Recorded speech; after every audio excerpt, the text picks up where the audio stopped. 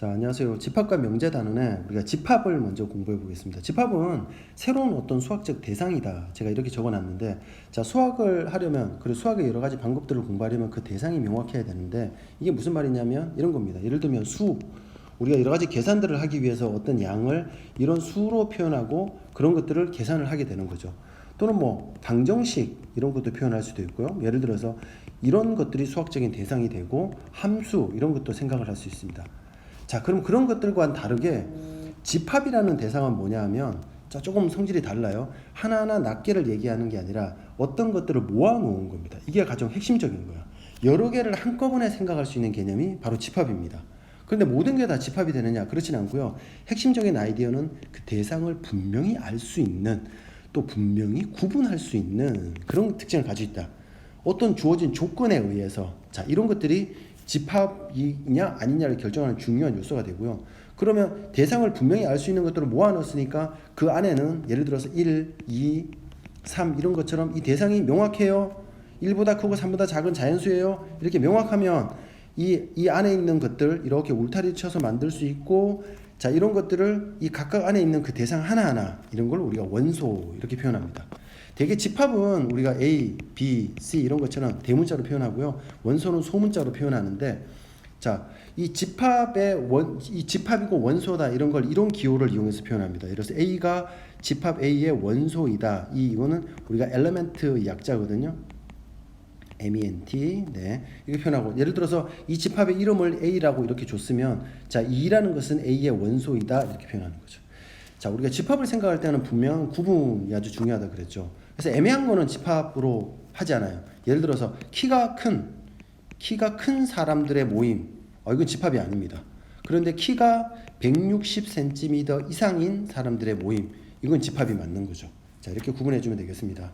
자, 이렇게 그러면 어떤 대상을 하나 생각했으면, 자, 이것을 어떻게 표현할까 하는 것들이 이제 중요한 방법이 되는데, 자, 수학에서는 이런 것도 명확하게 규정하고 있거든요. 그래서 수학은 매우 정확한 학문이죠.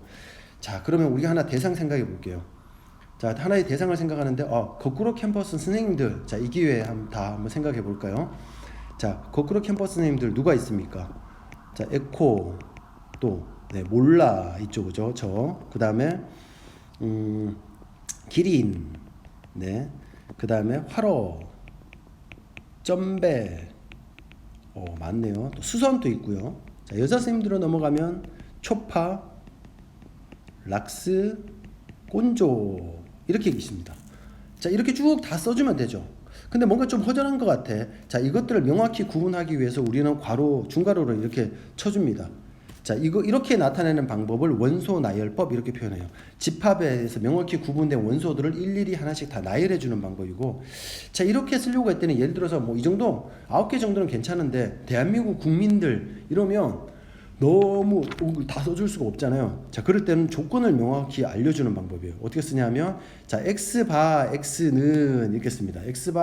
x들을 모아놓은 원소인데, 집합인데 그 x의 조건을 여기다 써주는 거죠. 바로 거캠쌤들의 모임 이렇게 써주는 거죠. 자, 이렇게 쓰는 방법도 있습니다. 벤 다이어그램이라고 그래서 이거를 시각적으로 우리가 그림으로 그려서 보여주는 방법인데요. 우리 집합에서 가장 중요한 것은 명확히 구분되는 것이잖아요. 그럼 명확히 구분되는 거를 어떻게 그림으로 표현하면 좋을까? 울타리를 쳐주는 방법이죠. 자, 동그라미를 해도 되고요. 뭐 사각형을 해도 상관없습니다. 자, 이런 표를 하나 달아주고 이 안에는 1, 2, 3 이런 것들이 있어. 자, 이렇게 표현하는 방법이 바로 네, 이게 집합의 표현 방법입니다. 자, 일반적으로 잠깐 여기 요거 안 쓰죠. 원소들만 이렇게 나타내면 되겠네요. 1, 2, 3 이렇게 표현하면 되겠네요. 자, 한번 자, 이제 넘어가 볼게요. 자, 이렇게 표현된 것들에 그러면 표현하고 봤는데 뭐지? 이 집합들을 여러 가지 성질들을 중심으로 조금 나눠볼 수는 없을까? 이런 것들 한번 생각해 보면 되겠죠.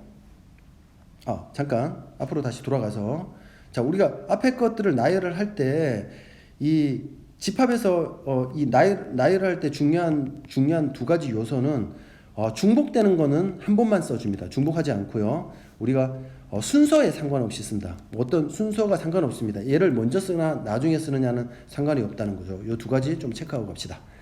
자, 이렇게 만든 집합들을 여러 가지 성질에 의해서 분류를 할 텐데 집합에서 가장 중요한 성질은 바로 개수입니다. 집합이 몇 개일 거냐. 자, 물론 여러 가지 특징에 따라서 분류하기는 하지만 그래서 개수가 유한계인 유한집합. 예를 들어서 거캠쌤들 유한집합 되겠죠. 개수가 무한계인 집합도 있을까요? 있죠. 예를 들어서 1과 2 사이의 뭡니까? 실수들을 다 모아놓았다. 1과 2 사이의 소수들을 다 모아놨다. 이런 거 다 무한집합이 될 수 있죠. 아니면 자연수들의 집합. 자, 그런데 중요한 포인트 하나 있습니다. 아무것도 없는 것도 집합이 될까요? 네, 그렇습니다. 아무것도 없는 원소가 아무것도 없다. 없는 집합 있을 수 있습니다. 이런 집합을 우리가 공집합 이렇게 합니다. 비어 있다는 얘기죠. 자, 공집합의 기호는 이렇게 쓰고요. 파이라고 있습니다. 이거는 마치 우리가 숫자에서도 우리가 0이라는 개념이 있잖아요. 아무것도 없을 때 우리 0이라고 쓰고 0이 있기 때문에 집합을 다룰 때 굉장히 편리한 점들이 많이 생기거든요. 자, 그래서 이렇게 표현할 수 있다는 거. 자, 그 다음에 또 하나 넘어가 보죠. 이렇게 만드는 집합들 사이에 우리가 어떤 관계들이 있냐. 우리가 다양한 관계들을 지금부터 배울 텐데요. 이 집합들 사이에 가장 기본적인 것들은 바로 포함 관계입니다. 자, 어떤 집합이 어떤 집합에 포함되느냐 이런 것들인데요. 예를 들면 이런 거 있을 수 있죠. A라는 집합과 B라는 집합이 이렇게 돼 있는데 얘랑 무슨 관계 있어? 이건 또 알 수 없는 거예요. 그런데 이런 관계가 있을 수 있습니다. A라는 집합이 B라는 집합 울타리 안에 쏙 들어가 있어. 이 말은 A에 어떤 원소들이 있을 텐데 X가 A의 원소인데 그 모든 것 A를 거꾸로 썼습니다. A에 속하는 모든 원소 X가 B에 그런 X들은 B에 다 포함이 된다. 약간 어려운 수학적 기호를 한번 써봤습니다. 그럼 쉽게 생각하면 A에 있는 게 모든 게 다 B에 포함되는 거죠. A는 B라고 할 수 있죠. 이럴 때 우리는 A는 B의 부분집합이라고 표현하고요. 기호를 이렇게 씁니다. A는 B의 부분집합이다. 이렇게 표현해주고요. 자, 서로 같은 집합이 있을 수 있습니다. 자, 이렇게 돼 있는데 사실 A와 B에 있는 모든 것들이 여기 있는 모든 것들이 서로 다 A와 B가 안에 있는 것들 이렇게 따로 쓰긴 했지만 이 안에 있는 것들이 사실은 다 같을 수 있어요. 그 말은 곧 A가 B의 부분집합이기도 하고 and B가 A의 부분집합이기도 해요. 우리는 이럴 때 A와 B는 같은 집합, 서로 같은 집합 또는 다른 말로 상등 이렇게 표현하기도 합니다. 자, 이렇게 표현하고 같지 않으면 같지 않다 이렇게 표현하면 되는 거죠. 자, 그런데 우리가 이 부분집합이라고 할 때는 사실은 이 부분집합은 같을 수도 있고 완전히 안에 쏙 들어갈 수도 있고 요거를 같은 거를 요런 상태를 포함하기도 해요. 자, 그럼 좀 구분해 줄까요? A가 B의 부분집합이면서 A가 B가 서로 같지 않은 진짜로 안에 쏙 들어가 있는 부분 찐이 되는 거죠. 그래서 찐 부분집합, 진 부분집합이 됩니다. 그러면 비슷한 의미로 표현을 해볼 수가 있겠네요. 자, 이렇게 여러 가지 집합들의 관계를 생각해 볼 수 있을 거예요.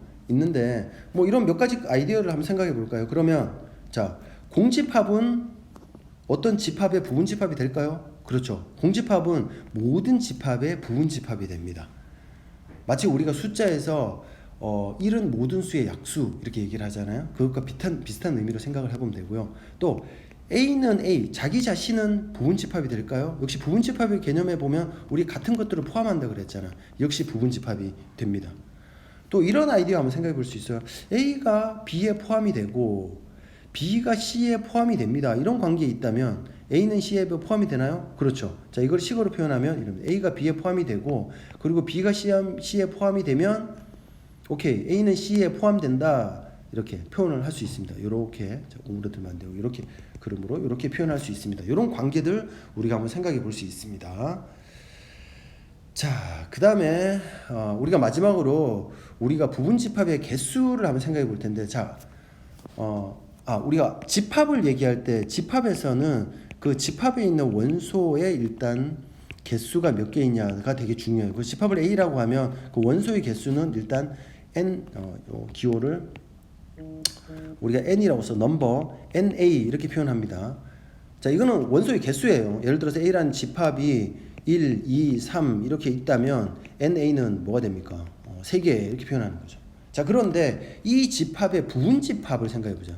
이 집합의 일부로 되어 있는 부분집합은 뭡니까? 아무것도 없는 거 부분집합 된다 그랬죠. 자, 1, 한 개짜리 있는 거 2, 3 이런 것들 다 부분집합이 되죠. 자, 2개짜리 있는 거 뭐 있나요? 자, 순서대로 해보자. 이런 거 원래 할 때는 헷갈리지 않으려면 순서대로 하는 게 중요한데요. 자, 1, 2 생각할 수 있죠. 그 다음에 2, 3 생각할 수 있고요. 그 다음에 1, 3도 생각할 수 있네요. 그죠? 자, 그 다음에 다 들어있는 거 자기 자신 또 부분집합이 된다 그랬죠. 자, 그래서 모두 몇 개입니까? 오케이, 8개 돼요. 자, 이 부분집합의 개수를 빨리 구하는 방법이 없을까요? 일일이 하지 않고 있습니다. 자, 이 아이디어를 잘 생각해 보면 자, 이런 것들이 있어요. 자, 1이라는 이 원소 각각을 생각해 봐요. 자, 이 부분집합을 잘 관찰해 보면 1이 들어가 있는 것과 들어가 있지 않는 것으로 나눌 수 있고요. 2가 들어갈 수도 있고 들어가 있지 않은 것, 3이 들어간 것, 들어가 있지 않은 것 생각할 수 있습니다. 마치 우리가 중학교 2학년에서 공부하는 경우의 수의 아이디어를 쓰면 되는데요. 그래서 1을 기준으로 생각했을 때 두 가지 종류, 2를 기준으로 생각했을 때 두 가지, 3을 기준으로 두 가지가 있습니다. 자, 그래서 이 각각의 경우들이 다 결합이 되겠죠. 따라서 2의 세제곱계, 그래서 8개 이렇게 생각할 수 있습니다. 그래서 NA 집합의 원소의 개수가 n개라면 그 부분집합의 개수는 바로 2의 n승, 2의 n제곱계로 나타낼 수 있고요. 자, 어떤 문제들을 보면 예를 들어서 특정 개수, 예를 들어서 3을 포함하는 그런 부분집합 이런 거 생각하면 아이디어는 3을 빼놓고 나서 생각해 볼 수 있잖아요. 그래서 어떤 특정 개수를 포함한다. 예를 들어서 L개를 포함하는 부분집합의 개수라고 생각하면 바로 2의 n승계에서 L개를 빼주고 생각을 하면 됩니다. 그러면 그것들을 포함하든 포함하지 않든 간에 아이들의 생각할 수 있죠. 자, 이 문제를 풀면서 같이 여러분들 한번 따져보도록 할게요.